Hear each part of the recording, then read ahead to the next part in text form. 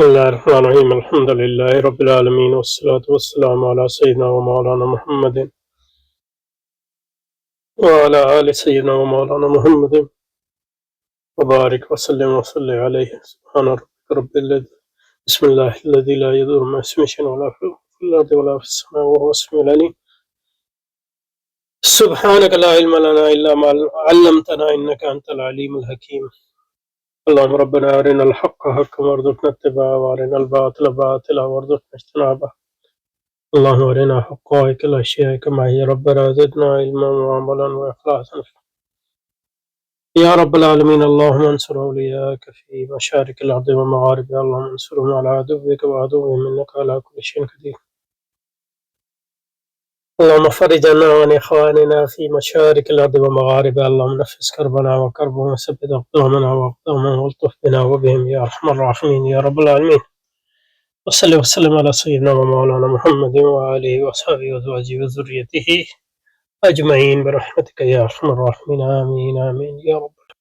اچھا جی، بسم اللہ۔ تو یہ پچھلا جو ہمارا فلسفہ کیسے پڑھا جائے پہ ایک ویڈیو تھا، اس پر چند سوالات آئے ہیں اور حضرت پوچھ یہ رہے ہیں کہ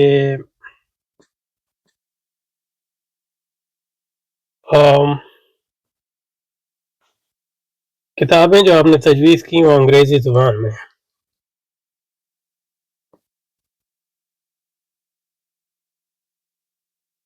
اچھا جی،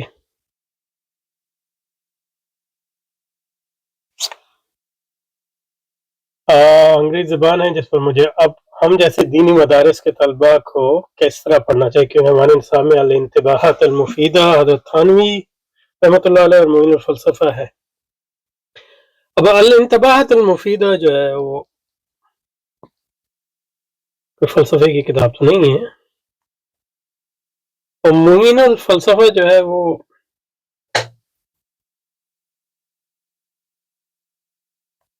کوئی اتنی، میرے تو خیال تھا انہوں نے مطلب یہ درس میں بھی داخل ہے، یہ مجھے پتہ نہیں تھا،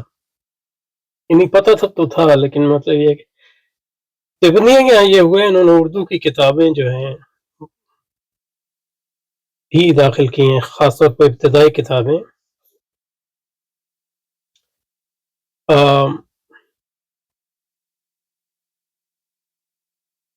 نصاب میں، لیکن معین الفلسفہ کوئی اچھی کتاب نہیں ہے، یعنی اچھی لکھی نہیں گئی ہے، اور مجھے پورا تو نہیں پتہ، لیکن حضرت سعید پالنپوری لگتا نہیں ہے کہ فلسفے میں، یعنی پڑھا تو دائرہ انہوں نے ہے لیکن اتنا وقت نہیں دیا، کیونکہ حدیث اور شریف اور اصل کام کرتے رہے، یعنی مطلب آپ کا بڑا کام ہے حجت اللہ البالغ پہ، اور مفتی بھی تھے، میرا خیال ہے بہت جلدی میں لکھی ہے وہ کتاب، تو اس لیے ہم نے اس کے دروس تو نہیں کہنا چاہیے، کیونکہ میں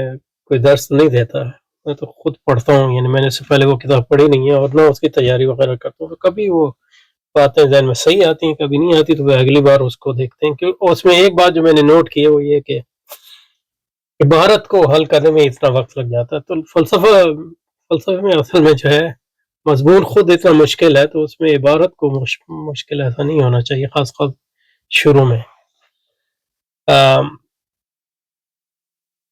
اور خاص طور پہ وہ امہات فلسفہ کی کتاب نہ ہو اور مشکل بھی ہو تو اس کا کوئی تک نہیں بنتا۔ اور دوسری بات یہ ہے کہ یعنی یہ تو نصاب کی ہماری کتابیں نہیں ہیں، نصاب کی جو ہمارے یہاں کتابیں ہیں، مثلا ملا صدرہ ہے یا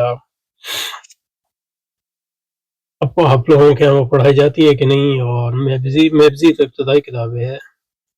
اس کی شروعات جو ہیں وہ اصل میں درسی کتابیں ہیں، اور وہ کسی متقن استاد سے پڑھنی چاہیے، اور دیوبندیوں کے فلسفے میں اتقان اتنا نہیں ہے، نہ منطق میں، کیونکہ کتابیں جو پڑھاتے ہیں اس کی وجہ یہ ہے کہ ان لوگوں کا جو توجہ زیادہ رہی ہے وہ حدیث شریف اور ہماری اصل کتابوں پہ رہی ہے، اور جو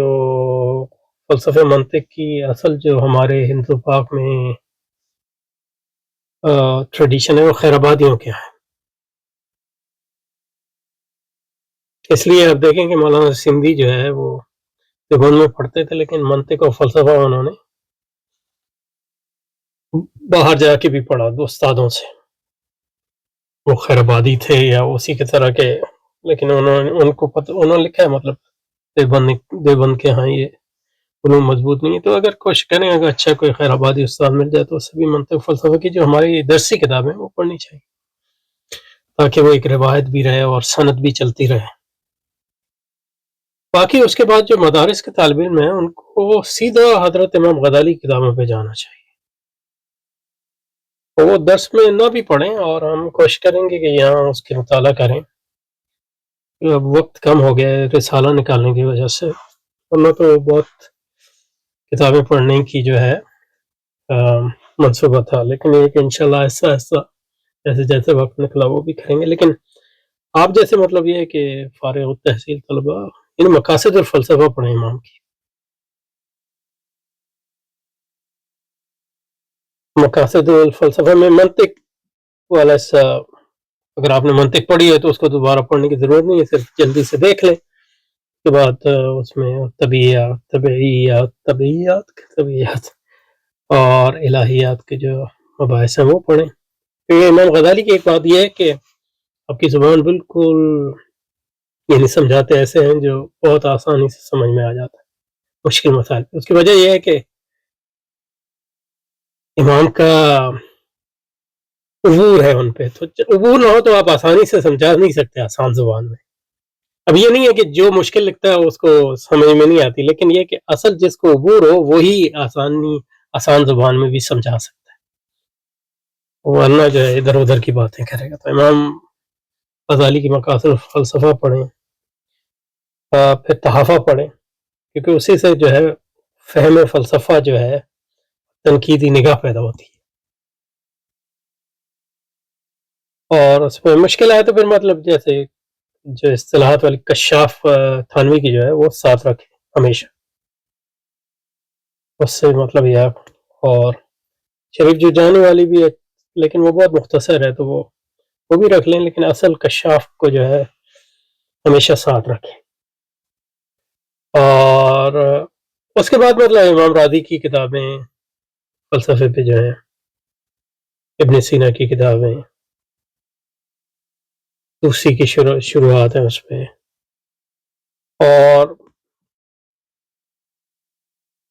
پھر جو ہے اسلامی فلسفے پہ جو معاصر کتابیں ہیں عربی زبان میں وہ بھی دیکھیں، زیادہ شیعوں کی ہیں لیکن یہ نہیں پرانی، مطلب ملا صدر بھی تو شیعہ ہیں۔ تو وہ اچھی کتابیں عربی زبان میں، باقی اردو نہیں انگریزی نہیں ہے تو کوئی بات نہیں، عربی زبان میں بھی وہ کتابیں موجود ہیں زیادہ تر جن کا میں نے تذکیہ کیا۔ اب یہ پتہ نہیں ہے ترجمہ کیسا ہے، لیکن زیادہ تر عربی میں ترجمے ٹھیک ہے، تو اس سے ایک اندازہ تو ہو جائے گا وہ کیا ہے۔ تو یہ میرے ذہن میں اس وقت باتیں آ رہی ہیں۔ اس کے بعد مطلب یہ کہ آپ اصل یونانی فلسفہ اور جدید فلسفہ پڑھ سکتے ہیں، تو اس میں بھی مطلب یہ کہ عربی میں کافی کتابیں ہیں، آج کل تو یوٹیوب میں بھی کافی عربی زبان میں مٹیریل ہے، اور پھر مطلب یہ کہ ترجمہ وغیرہ جو ہے چیٹ جی پی ٹی وغیرہ استعمال کر کے آپ اس کے اردو میں خلاصے بھی دیکھ سکتے ہیں، انگریزی مٹیریل کا بھی، اور ترجمے بھی کر سکتے ہیں جیسے انٹرنیٹ انسائکلوپیڈیا کی۔ اتنے نہیں ہوں گے لیکن آپ کو اگر بنیادی فہم ہو گیا عربی زبان کی کتابوں سے تو وہ اس کو استعمال کر سکتے ہیں۔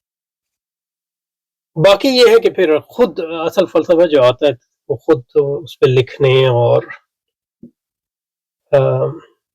بولنے سے اور بات کرنے سے اور گفتگو کرنے سے، اور وہ اس طرح آتا ہے، اور اس میں یہ ہے کہ بہت وقت لگانا پڑتا ہے اس میں، تو اسی کو جانا چاہیے جو اہل ہو اس کا یا اس کی اپج ہو۔ اگر آپ کا وہ میلان اس طرف نہیں ہے تو اس میں زیادہ وقت ہی ضائع ہوگا، آپ اس علم کو میں زیادہ جائیں جس پہ آپ کا میلان ہے وغیرہ وغیرہ۔ اور کیا بات کہنا چاہ رہا تھا، اور اس میں جو ہم نے علامہ اقبال پہ ویڈیو بنائے ہیں، یعنی تشکیل جدید الہیات اسلامیہ پہ، اور انگریزی میں بھی جو ریکنسٹرکشن پہ ہیں، ان کے آپ خلاصے اگر سن لیں، اور تشکیل جدید الہیات اسلامیہ والے ویڈیو، ان میں عموماً فلسفیانہ مسائل ہی اٹھتے ہیں، ان پہ بھی تو اس طرح جو ہے وہ بھی آپ کو مدد دے سکتے ہیں، آپ کو فلسفیانہ مسائل کے فہم کے لیے وغیرہ. اور باقی عقل کے مقام پر جو چیزیں ہیں یا جو لکھی بھی گئی ہیں، وہ بھی اس معاملے میں جو ہے معاون ثابت ہو سکتی ہیں. تو خلاصہ یہ ہے کہ مطلب امام غزالی کے فلسفے پہ کتابیں، اور خود علوم کو گہری نظر سے پڑھنا چاہیے، کیونکہ اس میں ایک بیک گراؤنڈ فراہم کرتا ہے، اور مقاصد کو، تحافت کو، اور آپ کی منطق پہ جو کتابیں ہیں ان کو، اور پھر آپ کی کلام پہ بھی کتابیں ان کو بھی، اور پھر یعنی امام غزالی کی کتابیں، ایسا امام راضی کی کتابیں، خود تفسیر کبیر میں بھی بڑی مباحث ہیں، لیکن ان کے آپ کی جو فلسفے پہ کتابیں ہیں، مباحث مشرقیہ، اور باقی ہمارے اردو میں بھی، تو اردو میں ترجمے ہیں لیکن وہ ہیں اچھے نہیں، حتیٰ کہ علماء کے ترجمے بھی اچھے نہیں ہوتے، لیکن پرانے جو جامعہ عثمانیہ کی چاہے کتابیں ہو کہ وہ بھی ترجمے کوئی اتنے اچھے نہیں ہیں، وہ پھر بھی مطلب یہ ہے کہ اس میں اس سے ایک آپ کو اور ہو سکتا ہے مطلب اردو میں کوئی ایسی کتابیں ہیں جن کو میں نہ جانتا ہوں، تو ان کو بھی کسی اور صاحب کو اگر پتہ ہو تو وہ بتائیں. لیکن یہ کہ اردو میں جو کتابیں مولانا عبد الباری ندوی کی جتنی کتابیں ہیں وہ پڑھنی چاہیے، کیونکہ وہ ایک عالم دین بھی ہیں، اور پھر حضرت تھانوی سے بیعت بھی تھے، لیکن ہے پکے فلسفی ہے، خود ہی فلسفہ بھی پڑھا اپنے آپ ہی، خاص طور پہ برٹش امپیریسزم، پھر وہ لاک کا ترجمہ بھی انہوں نے کیا، ہیوم کا ترجمہ بھی کیا، بلکہ جو حضرت شبلی نعمانی اور سید سلمان ندوی کی سیرت پہ کتاب ہے، اس میں معجزات کا چیپٹر آپ ہی نے لکھا ہے، اس پہ جو عقلی دلائل دی ہیں وہ ضخیم چیپٹر ہے. اور پھر آپ نے باقلے پر بھی کی کتابوں کا بھی ترجمہ کیا، اور پھر خود بھی کتابیں لکھی فلسفے پہ. تو وہ اصل میں باقلے ایک مرید تھے وہ سمجھتے تھے کہ باقلے جو ہے، تو یہ ایک مطلب اجتہادی بات ہے، لیکن یہ کہ انہوں نے کہا کہ باقلے کا فلسفہ جو ہے وہ اسلامی فلسفے سے قریب ترین ہے. تو وہ عبد الباری ندوی کتابیں، یا مولانا عبد الماجد دریابادی کی کتابیں، یعنی وہ مولانا تو نہیں تھے، وہ تو اسکولوں سے پڑھ گئے تھے پھر مولانا بنے، لیکن وہ ایکچولی فلسفی تھے، کالج میں انہوں نے فلسفہ پڑھا تھا پھر مولوی بنے. تو ان کی کتابیں بھی ان سے فائدہ ہو سکتا ہے. پھر علی میاں کی جو کتابیں ہیں، تاریخ دعوت و عظیمت، اس سے بھی یعنی فلسفہ تھوڑا بہت سمجھ میں آتا ہے، حالانکہ آپ فلسفی نہیں ہے، لیکن یہ کہ آپ نے جو سمجھتے ہیں وہ پکا سمجھتے ہیں، جتنا بھی آسان زبان میں بیان کرتے ہیں، مثلا اور مسلمانوں کا عروج و زوال. تو اس سب چیزوں سے جو ہے انشاءاللہ آہستہ آہستہ بن جائے گا، اور پھر جو ہے آہستہ آہستہ دوسری زبانیں بھی آئیں گی انشاءاللہ. سبحانک اللہم و بحمدک، نشہد ان لا الہ الا انت، نستغفرک و نتوب. اور فلسفے میں اصل میں یہ ہے کہ فلسفے میں ہمارے یہاں جب فلسفہ پڑھا جاتا ہے، یعنی اچھا بھی اگر پڑھا تو اس میں ایک بات یہ کہ وہ دینی طرز کی کتابوں کے طرح پڑھایا جاتا ہے، ایسے سمجھتے ہیں کہ مثلا ایک اصطلاح ہے، اس کا یہ معنی ہے، گویا ایک علم ہے اسی طرح کا جیسے علم منطق ہے یا علم نحو ہے. نہیں، ایسا علم نہیں ہے فلسفہ، کیونکہ ہر فلسفی کی اپنی اصطلاح ہوتی ہے، اور فلسفے میں وہ یہ نہیں ہوتا کہ کوئی بنی بنائی باتیں ہیں. اب یہ تو کہہ سکتے ہیں ارسطو کے یہ نظریات ہیں، اس کے لیے یہ دلائل ہیں، اس کی یہ اصطلاحات ہیں. یہ نہیں سے کہہ سکتے کہ ارسطو کا فلسفہ یعنی فلسفے کے متبادل نہیں. अफलातून का फ़लसफ़ा उससे मुख्तलिफ है, उसकी इस्तिलाहें भी मुख्तलिफ हैं, उसका मिनहाज भी मुख्तलिफ है, क्योंकि ओवरलैप भी होता है वक़्त। तो ये एक अहम बात है। तो हमारे यहाँ फ़लसफ़ा जो पढ़ाया जाता है मदारिस में, ख़ास तौर पे क्योंकि वो किताबें हम लोग पढ़ते हैं, तो वो फ़लसफ़े के लिए असल में इतना मौज़ू नहीं है, दूसरे उलूम के लिए तो मौज़ू है, इस्लामी उलूम के लिए। क्योंकि फ़लसफ़े में असल चीज़ ये नहीं है कि उसने क्या कहा, तूने क्या कहा, मैंने क्या कहा, उससे कोई फ़र्क नहीं पड़ता। असल चीज़ जो है वो मलका, सलीका डेवलप करना, जो आपको इस काबिल बनाए कि फ़लसफ़ियाना तसव्वुरात को आप समझ सकें, उनको उधेड़-बखेर सकें, दलाइल को समझ दें, दलाइल को उधेड़-बखेर सकें वग़ैरह। क्योंकि हर फ़लसफ़ी की अपनी इस्तिलाह है, हर फ़लसफ़े के स्कूल की अपनी इस्तिलाह है, और स्कूलों के अंदर भी स्कूल होते हैं। और पुराने ज़माने में तो चंद फ़लसफ़ी थे और चंद स्कूल थे, अब तो बहुत फ़लसफ़ी हैं, हर फ़लसफ़ी की अपनी इस्तिलाह। तो इसलिए जो तरीका हमारे यहाँ मदारिस में है किताबें पढ़ाने का, वो फ़लसफ़े के लिए मौज़ू नहीं है। कि फ़लसफ़े में आप जो असल चीज़ है वो फ़हम ज़्यादा है, अल्फ़ाज़ का वो मकाम नहीं है, यानी किस तरह उनको अदा करते हैं वग़ैरह। उसके बरअक्स मतलब ये है कि उलूम इस्लामिया में फ़हम भी इम्पोर्टेंट है, अल्फ़ाज़ भी इम्पोर्टेंट है, और उसको कैसे अदा करें ये भी वग़ैरह। ठीक है जी, तो और इंशाअल्लाह मतलब उनमें से जो किताबें कुछ हैं हमने अंग्रेज़ी में, तो उसको यहाँ भी उसकी मुताला किया जा सकता है, अगर लोग जो हैं काफ़ी हो जाएँ, 20-25 लोग हो जाएँ जो किसी सिलसिले को करना चाहें, तो फिर हम उनके लिए वक़्त भी निकालेंगे, वरना ये तो नहीं हो सकता कि हर एक के लिए अलग एक किताब शुरू करें। सुब्हानकल्लाहुम्मा व बिहम्दिका नशहदु अल्ला इलाहा इल्ला अंता नस्तगफिरुका व नतूबु इलैक व सल्लि व सल्लिम अला सय्यिदिना मुहम्मदिन व आलिहि व सहबिहि व अज़वाजिहि व ज़ुर्रिय्यतिहि अजमईन बिरहमतिका या अरहमर राहिमीन आमीन आमीन या रब्बल आलमीन।